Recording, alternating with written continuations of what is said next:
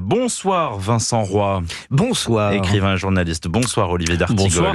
Chroniqueur politique. On reviendra sur cette journée de Jeux Olympiques avec notre coach Perrin dans la troisième partie de notre soirée Europe. Un soir qui s'ouvre sur cette menace islamiste que l'on croyait appartenir au monde d'hier.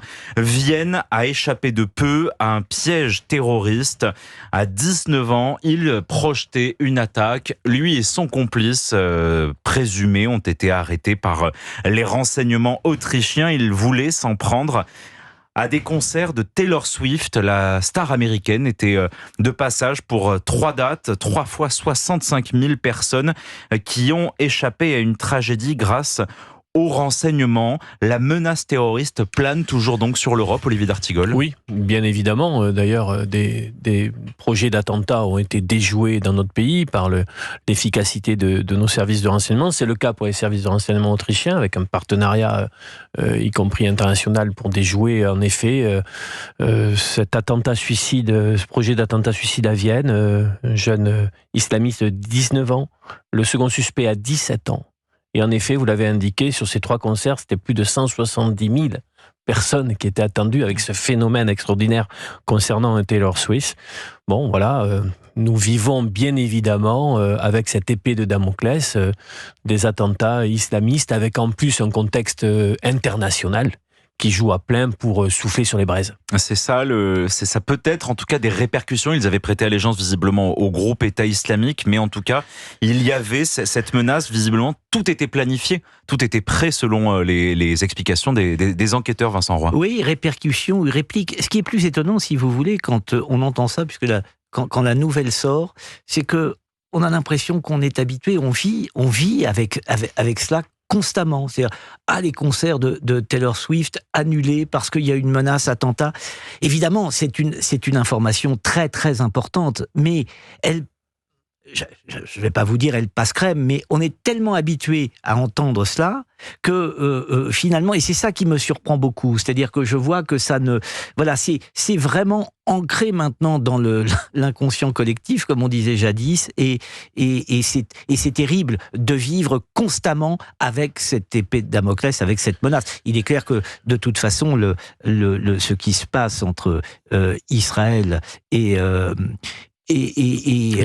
Gaza n'est pas pour rien dans tout cela. Je pense que tout cela sont autant de répliques d'un phénomène qui a libéré tous les bas instincts possibles. Bon, pour autant, on était un peu moins sur nos gardes depuis la destruction du groupe État islamique en Syrie et en Irak.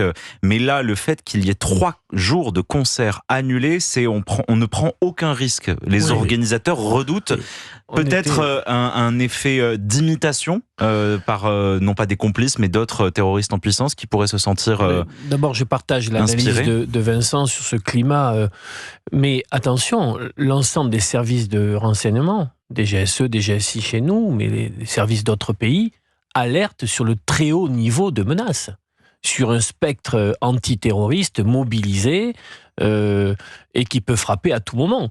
Nous devons cette efficacité aujourd'hui sécuritaire, notamment pour les JO de Paris, par un travail acharné des services de renseignement permettant de déjouer des projets d'attentats. Mais bien évidemment, la tension actuelle au Proche-Orient, ce qui se passe autour de l'Iran et de ses proxys et la manière dont la menace se durcit, c'est une menace qui ne vise pas uniquement Israël.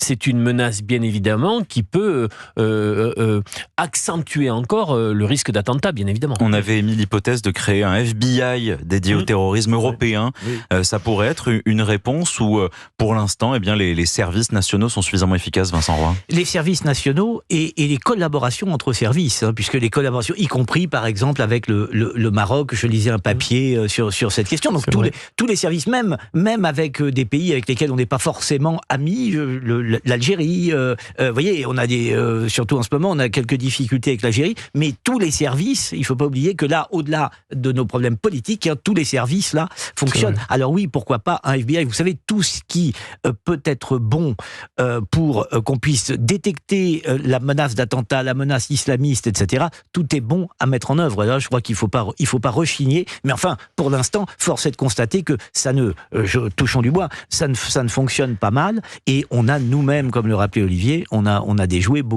nos services de sécurité intérieure ont déjoué beaucoup d'attentats. On nous donne pas beaucoup de détails là-dessus et on le comprend aisément, mais je pense qu'ils font un travail de fond absolument colossal, en collaboration, je le répète, avec plein d'autres services. Alors je ne sais pas si vous êtes très familier avec la musique de Taylor Swift, tout de même cette tournée-là, on dit que c'est la tournée la plus rentable, qui génère en tout cas le plus grand chiffre d'affaires de toutes les tournées qui ont existé. Elle va se jouer encore, Taylor Swift, 5 dates, du 15 au 20 août, à Wembley Stadium, à Londres. C'est cette annulation et cette menace contre la vedette américaine, c'est un coup dur pour sa tournée. Elle devient une cible.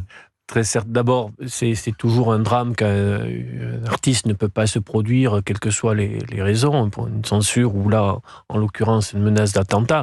C'est bien évidemment, par-delà les aspects artistiques, une machine à cash extraordinaire. C'est un phénomène totalement inédit, avec une communauté de fans à l'échelle internationale. Ça devient, y compris, on le sait, quasiment un leader d'opinion qui pèsera, y compris sur ce qu'elle dira ou sur ce qu'elle fera dans la dernière ligne droite sur l'élection présidentielle américaine du 5 novembre. Donc il faut bien voir la dimension de cette personnalité. Mais c'est la première milliardaire ou millionnaire à avoir à ne vivre que milliardaire seulement grâce à sa musique, aux ressources de sa musique. Non, mais je pense à nos auditeurs qui n'écoutent peut-être pas Taylor Swift, mais leurs enfants sans doute. Et peut-être leurs enfants ont-ils assisté au concert de Taylor Swift en France. Elle s'est produite à Lyon pour 2 dates.